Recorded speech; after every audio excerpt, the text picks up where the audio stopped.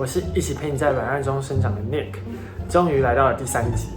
我们这一集来聊一聊轻松一点的话题吧，来分享我从国中一直长痘痘，然后10年过去，然后24岁了，总算我的痘痘终于可以得到有效的控制。在这段期间，我走过很多歪路，到了开始要念大学的时候，才去吃了第一次的口服 A 酸，我才知道什么是漂亮，什么叫美丽，什么叫帅气跟完美的自己。但是我觉得口服 A 酸都不是一个长期适合你服用的药物，所以一直到最近，我发现了这一瓶终于解救我满脸烂脸的神器。我不推荐，真的对不起你们，就是这一瓶。先把故事讲完。被骗爆了吗？其实会想要特别做一集我的抗痘故事，是因为我的 DNA 教会我，原来真正的自信要探索从最深层你无法改变的自卑感开始。自信是从勇于探索自卑开始的。有没有哪一刻，我们终于可以不用躲在商人的定义下生活？或许在现在这个社会，想要离开商人的定义下生活，根本不可能。因为当你滑上 Instagram 上面的网美、网红、网帅，他们推销的产品，以及他们的独特性，以及他们的亲近性，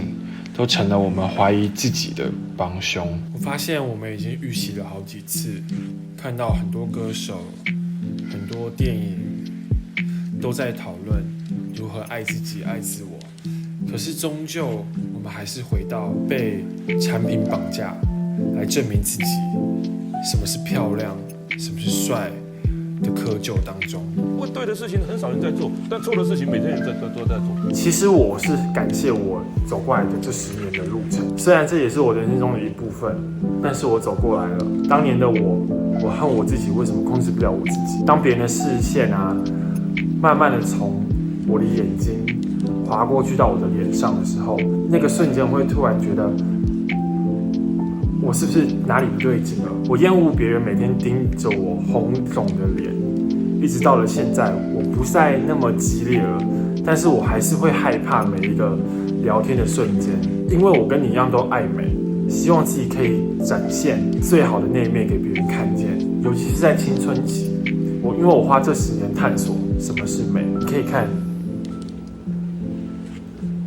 我还继续在探索中。根据 UC Davis Health 2022的报告指出，将近85%的青少年都会受到痘痘的问题困扰。女生呢，比男生稍早了几年。我们都是产业链里面的 TA， 我们想要买的更多，变得更像那极度少数的15%。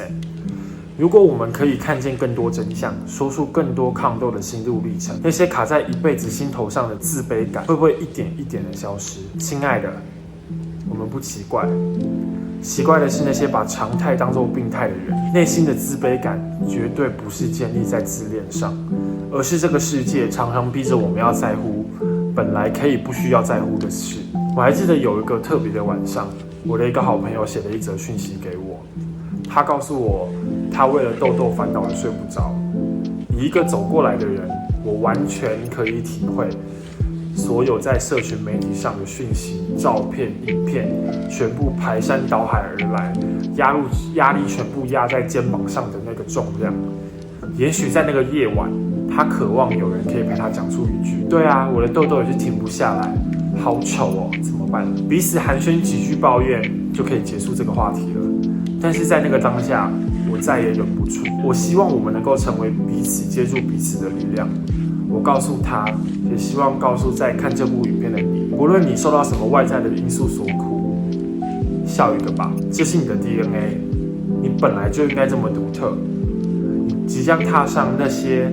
别人无法体会的荆棘之路，也许在往后看这10年，你会感谢自己踏踏实实的从烂泥地里站起来，因为你知道踩下的越多，是你向下沉落的烙印，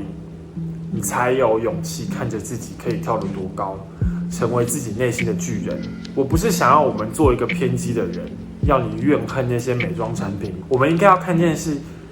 光是美国的美妆产业就能高达3亿5500万美元的商业利益，而那些明星的自有品牌就在里面占7%。我还记得在前阵子的采访里面，一个受访者跟我说 ，I feel like the beauty industry in general can be such a scary place to me。There's so much kind of like manipulation, and they are specifically designed to make us feel bad about ourselves. 不是都说好要变成一个有特色的人吗？那我们为什么连由内而生的特色都要推开呢？我们最好的看透神器是勇于站在镜子面前，你可以清晰的看见那一个会心一笑。谢谢我自己勇敢的面对每一个 DNA 的讯号，我也要谢谢你们，让你们自己可以变成一个可以跳下低谷也敢跳高，不需要拜物，也可以从内心深处长出自信的人。那这期影片就到这边啦，我是一起陪你在软暗中生长的 Nick。不知道你是不是也有类似的抗斗故事可以跟我分享呢？那我们下一集影片再见喽，拜拜。